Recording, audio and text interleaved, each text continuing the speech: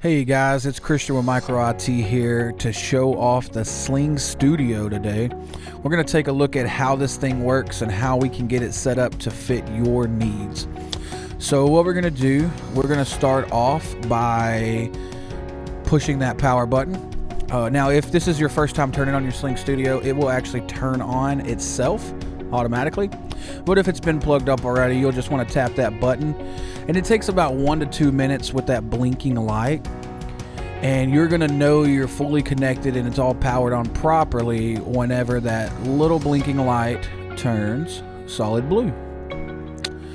And one of the first things you're going to want to do is make sure you have an external hard drive or a card reader for your camera that you can plug in to where all the data can save to one easy location.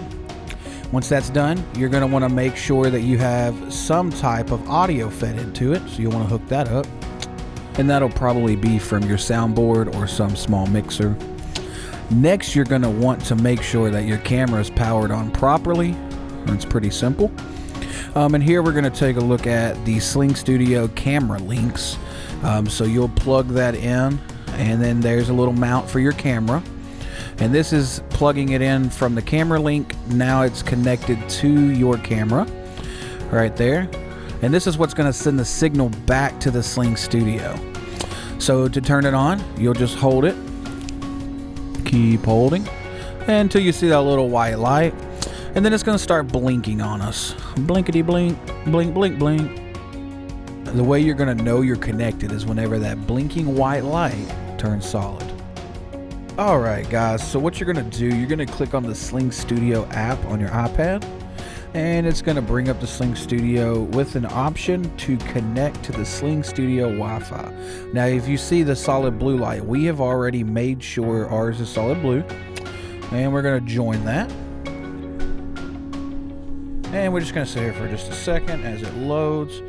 Okay, cool. So we actually already have the camera and everything hooked up from earlier, as you saw. But what we're going to do is go up here. Let's close out this old project, and we're going to create a new one from scratch. So create or open project, and we're going to do this. Let's call this video test. Okay. And then we're going to click the video sources and line in audio because we have our soundboard connected. And down here you're going to see we don't have a SD card inserted. We actually have a hard drive called More, and it actually tells you how much space you have left on it. So that's good. And we're not live broadcasting today, but if you did, you would click that over and you would choose your destination. I have another video you can check out on our YouTube page where I show you how to get around the new Facebook hack.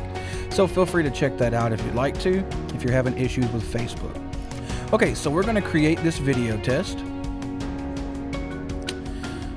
It is creating. We're going to skip this because this is not important. And yes, I'm going to show you how to get to this screen manually. So I'm going to do no thanks, I'll do it later, because I want to show you how to do this every time. Okay, so as you can see, I actually already have a camera set up that you saw us set up in the earlier part of the video. This is in our vocal booth. We just went ahead and set up a camera in there. Looks like we got it a little crooked. Whoops. This is your screen going straight in. This is the camera going straight into Sling Studio. Now, whatever you see at the top here is not what's live. That's your preview screen. Preview to program is what you want to hit. And then now this down here is what you are always seeing. This is what is going straight to your live feed or straight to your hard drive, like in this case for us. And then if you had more cameras connected, which we only have one, you can drag it over here and look at it while you're still viewing something different. If this top one was camera 2, we could actually look at it while at the same time looking at camera 1 being on the program screen, and we could swap them at any time. Okay, now what you want to do before you do go live though is at the top here you see preview and you see audio mixer. Preview, audio mixer.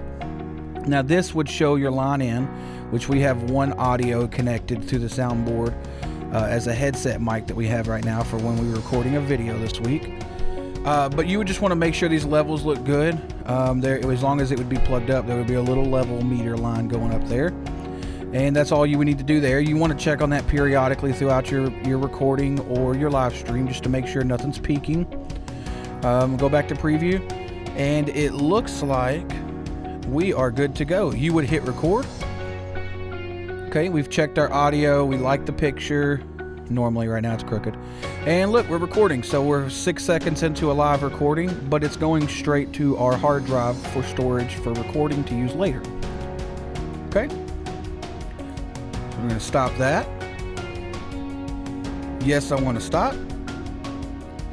And it saved the changes to video test. Now that's going to put that in my hard drive in a Sling Studio project folder called video test. Okay. So that is how you set up the basic functions of Sling Studio. If you have any questions, feel free to message, reach out, contact us any way you can think to contact us, and we'll be here to help you any step of the way we can.